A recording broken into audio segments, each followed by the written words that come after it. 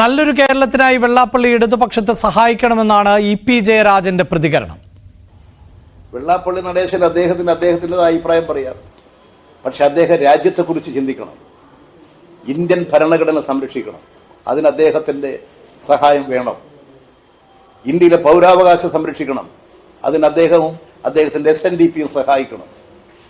ഇന്ത്യയിൽ മതനിരപേക്ഷത കാത്തു സൂക്ഷിക്കണം. അദ്ദേഹത്തിൻ്റെയും SNDPയുടെയും സഹായം വേണം. അതാണ് ഞങ്ങൾ അഭ്യർത്ഥിക്കുന്നത്. ആ കാര്യങ്ങളെല്ലാം മനസ്സിലാക്കി ഇടതുപക്ഷത്തിന് അദ്ദേഹം സഹായങ്ങൾ നൽകുകയാണ് വേണ്ടത്. BJP അവരുടെ ഭരണം ഇന്ത്യയിൽ അവസാനിപ്പിച്ചാലേ മതനിരപേക്ഷതയും ഇന്ത്യൻ ഭരണഘടന കാത്തു സൂക്ഷിക്കാനും പൗരാവകാശം സംരക്ഷിക്കാനും മതനിരപേക്ഷത കാത്തു സൂക്ഷിക്കാനും കഴിയൂ. അതല്ലെങ്കിൽ എല്ലാ ജനവിഭാഗങ്ങളും ഇതിൻ്റെ മഹാദുരന്തം അനുഭവിക്കേണ്ടി വരും.